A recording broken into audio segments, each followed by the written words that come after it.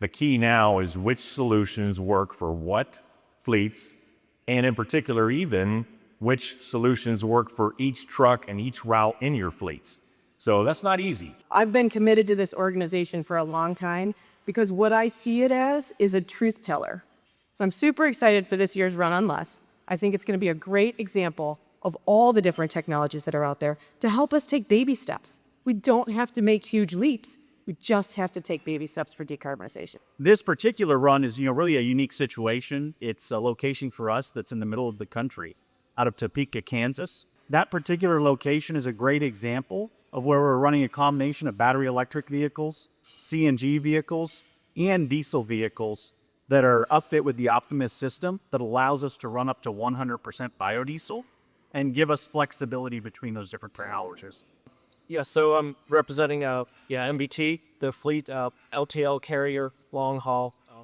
My role is a little bit different. I wear a little bit two hats, I guess, today because I work on the fuel economy side mostly. But the fleet operates about 1,600 tractors, 6,000 trollers. So obviously, for big trailer ratios, there's a lot to capitalize on with aerodynamics and rolling resistance. The fleet also works a lot on biodiesel. Runs mainly B30 out of the terminal, which we blend ourselves. We're not really taking the messy part. We're just doing the traditional diesel on this side. So it's going to be an international LT with a Cummins engine. It's going to be equipped actually with the 2027 emission engine. So it should be interesting to have that as well on the road. So we're going to be utilizing renewable diesel on an international truck with an S13 engine integrated powertrain. It's something that we're pretty excited about. Renewable diesel is something that we've been using for a while now. I'd say less than 5% of our drivers and operators have any idea that they're using renewable diesel, which is great. You go to a truck stop, you pump it like you've been, pumping fuel for years, and you just go about your day. And by doing that, we're able to reduce our carbon intensity quite substantially. By having lift axles on my truck and trailer allows me to be flexible along with the drivetrain options so that I can be super efficient when I'm light and still really efficient when I'm heavy. Having that flexibility has allowed me to be well into the double-digit fuel economy. We didn't go easy for the Run on Less. We picked one of our most rigorous challenge routes. This will test to see if the unit go over 700 miles. It also has a 5K fleet elevation change while towing a 53-foot trailer. Salt Lake City, Utah provided the opportunity for us to test that. We continue to push the bill in regards to add of the CNG fleet to the Class A space. As we continue to grow on this, we found ways to actually continue to improve and working with our partners. I think the 15-liter, it has definitely proved a lot of things that we were looking forward to, as well as the power and almost comparison to, I would say, almost a diesel. So it definitely provides a different opportunity. Appreciate the opportunity Wegmans has given me to be here to represent them, proud Peterbilt fleet. Today they have 197 total road trucks, 76% are CNG. They see themselves being 100% CNG by 2030 timeframe. Life cycle is 5 to 7 years, right? So they're looking for this messy middle to be roughly a couple of 3 cycles, right, before it's all said and done. Clayson, based out of Edmonton, is a Sparkway carrier and committed to green fuel initiatives, green transportation initiatives. They're a liquid bulk hauler, and so they are going to test the full extent of this technology. They'll be running 143,000 pounds on an 8-axle trailer and running natural gas power on a 600-mile daily round trip. And some of their work runs as far north as 56 degrees north latitude. So that'll take them up into a region where there's temperature extremes. There's a temperature record high where it travels to of 104 degrees Fahrenheit in the summer. And the winter low is a record minus 63 Fahrenheit. So it's an aggressive haul, it's a heavy haul, and they're looking forward to testing the full extent of this natural gas technology. We're currently running 83 trucks in our fleet, of which 64 of those are battery electric. We also have 15 hydrogen fuel cells, 3 CNG left, and a couple diesels, which will be gone, and we'll be completely zero emission by the end of 2025. So we're excited to probably be the first fleet to do that, at least in California. Yeah, really from the beginning, with the ports of LA and Long Beach, we all knew where we were heading with ACF, and we love to be on the leading edge as far as technology. So we're stewards of the environment. We wanted to be kind of the front runner, that early adopter. We've been through this process now for 4.5 years. I stopped calling it the leading edge, and I call it the bleeding edge at this point because it's been a rough road. But we have customers that have their sustainability goals, and we just want to be a partner in that. Navoya is a fully electric truckload carrier where our goal is to ensure that zero emissions capacity is provided in like a seamless and cost-effective way for our shipper and 3BL partners. Currently running 12 trucks, predominantly out of Southern California on a mixture of over-the-road and drayage operations, but have also established a presence in the Northern California market, the Texas market, Dallas, where we launched last week, and we'll be shortly heading into Arizona as well. We're going to be leveraging the Freightliner eCascadia for the Run on Less program, and in terms of the route that we're looking at, I mentioned earlier that we had launched operations in Southern California and then also deployed a number of trucks in Northern California. So for the purpose of this program, we're going to be connecting this to. And so really excited to be demonstrating that the ability of the battery electric goes beyond that single charge. And we're really excited with the progress we've made on that front and looking forward to sharing the data, the insights, and it really helps set the standards for what is possible with battery electric in this space. Our sort of skill and strength is the ability to deploy and scale and really prove out that the benefits of electrification go beyond decarbonization. So there is a real importance to demonstrate that we're better, that we're cheaper, and we're greener. And I think everyone in this room operates within a set of constraints, like the trucks are more expensive than we would like them to be. The infrastructure doesn't exist yet. And the battery range isn't perhaps what we want to see yet. But those are constraints that we need to operate within. And I think from our perspective, it's so important that we find creative solutions to prove out the initial value proposition at this early stage and catalyze that change for the future. We are regarded as a regional and local carrier. We got around 850-ish trailers right now. We have a very specific business model that's centered around regional and local runs. What we try to do, I mean, we can talk about that a little bit later, but we're very excited to work.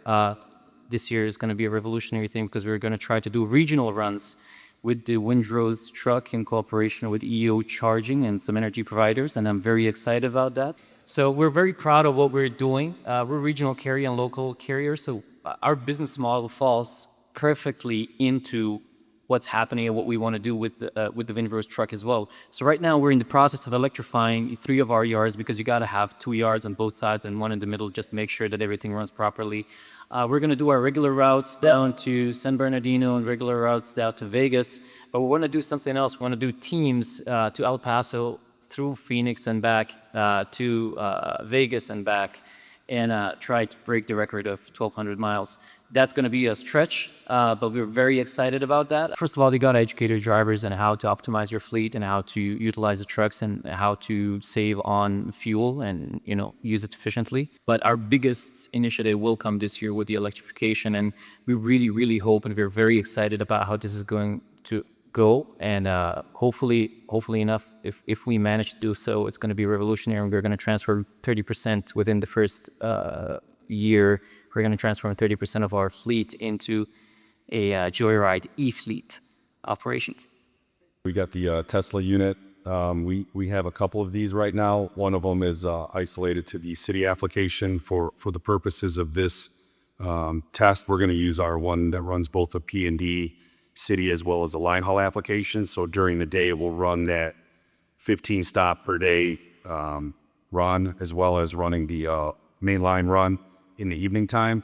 That'll be between our Stockton, California location and Buttonwillow, California run, which is about a 440-mile stretch. So our goal has been, even prior to this, to test these things and see how far we can push them. So being a part of this competition here is really something that we embrace, and looking forward to sharing the results. Well, we've entertained multiple alternative fuels, obviously battery electric, CNG, renewable diesel. We're into all that space. I think anytime we can make good business cases and good business decisions that also assist our customers with their initiatives, we believe that's a win-win. Part of my role is running our fleet and really trying to stay on the front edge of what's to come for the industry and providing that information back to Pilot so we can work on those solutions to our customers. And we're working on various things from EV charging to hydrogen fueling to all types of fuels that our customers need. And with that, we started a pilot test as a fleet. We actually purchased 5 Hyundai Exient fuel cell trucks late last summer, and we've been running them in several lanes hauling hydrogen in Southern California primarily. Pretty good elevations, and we're doing stops in the tight areas. And one thing that we kind of underestimated about this cab over design is how much the drivers like the maneuverability. They're going into these small convenience stores. The turning radius is really good. So it's been a great experience there. But the best part for us is we slip seat every truck. We're turning our trucks constantly to do these lanes. And that's been the benefit for us of having these trucks to be able to run full time, even with the charging or the fueling infrastructure being kind of limited at this time. We're still seeing fairly quick fueling times. And for us, I think our longest lane that we've run is a little over 300 miles with still a fair amount of fuel left in the tank. It's kind of helped us learn some of the challenges of that side, running our own fleet, and we understand that fueling infrastructure is going to be one of those key factors. Probably the elephant in the room on the challenge is going to be cost long term. I know that we can say we're working towards solving that. I know Hyundai's been a great partner working on their end of that. We have several fueling providers, including ourselves, working to get that down. At the end of the day, we've got to continue being more cost competitive. But with that said, the positives of the truck itself, when you're running a test, the last thing you want to worry about is the actual maintenance of the truck and the issues. There's enough other challenges to worry about, and that has really not been an issue for us. Again, the truck has performed really well. The drivers love it, fighting over who gets to drive the trucks on a given day, and it has all the benefits of an electric truck. Truly kind of the one-pedal driving and the quiet nature of it. And as I said, that the cab over's been a benefit for us with the types of deliveries we're doing. So all across the board, from our drivers receiving it, the industry receiving it, really good. But again, the challenges are going to be fueling infrastructure and costs long-term to continue expanding for us.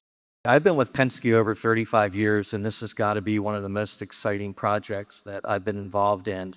We identified a route that starts in Lancaster, Texas, that's just south of Dallas, and runs down to Houston, makes 5 delivery stops, and then goes back.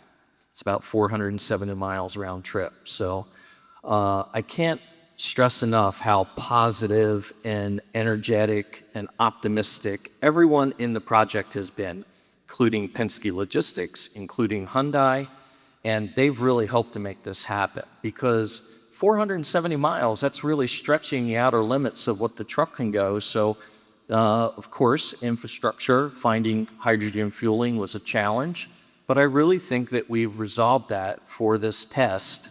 This route from Dallas to Houston, very, very flat. I think we looked and it's like 190 feet of elevation. So we're really expecting to maximize our fuel economy. There's been challenges, but like I said, everyone's been so optimistic of trying to say, hey, let's figure this out. Let's figure out a solution on how we get through this. We heard just little bits about what they're doing with these trucks in these locations, and we're just really excited to go out. So we'll be going out and talking to the people making it happen. And I just can't wait to get started. So thank you all for coming. Have a great day at ACT Expo. Safe travels home.